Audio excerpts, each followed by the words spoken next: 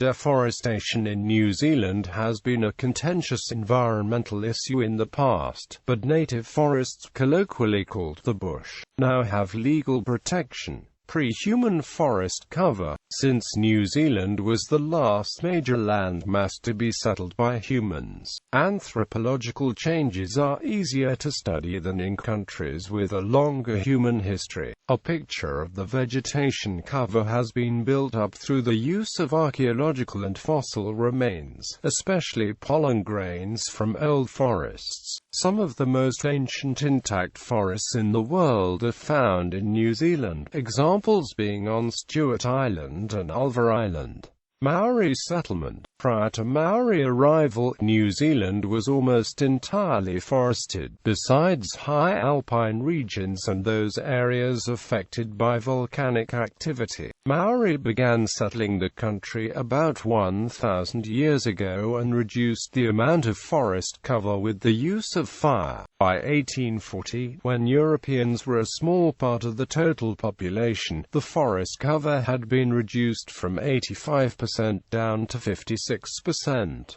European settlement. When the first Europeans arrived, in 1772, there was still thick, dense forest cover. Early explorers such as Cook and Banks described the land as immense woods, lofty trees and the finest timber. Mainly timber was used for repairs to sailing ships until the 19th century. With the colony of New South Wales rapidly expanding, the need for timber from New Zealand began to rise. Timber exports, mainly kauri, became a major industry for New Zealand. There are records from the 1840s, stating that 50 to 100 ships could be tied to shore in Kaipara Harbour and be filled with lumber from giant floating booms that can hold 10,000 logs at a time. Besides trees as a form of lumber, many pioneers found the kauri trees valuable for the gum it produced to make varnish and linoleum, mainly in the North Island near Auckland. The colonists used unconventional methods to gather this gum from living trees.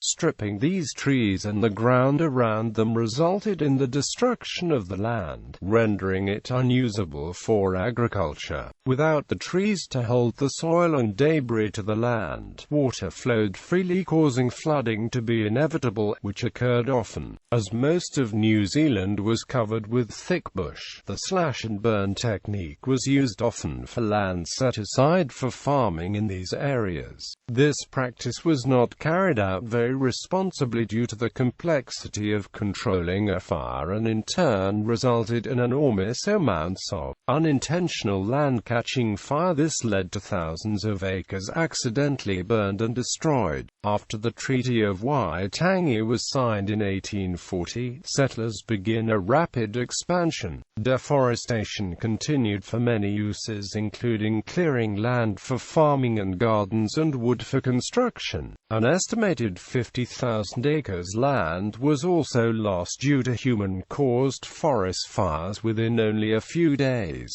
Settlers were often granted land, such as the homesteads, on condition that they forfeited it if they didn't clear enough bush. The rapid levels of deforestation can be seen when looking at sawmill production. There were only 6 sawmills in 1843, 12 in 1847, 15 in 1855 and 93 in 1868, a growth of more than 15 times in 25 years. More access to different areas through the newly laid railroad system led to many sawmilling settlements becoming railroad stops. With the production of many more sawmills, job availability increased.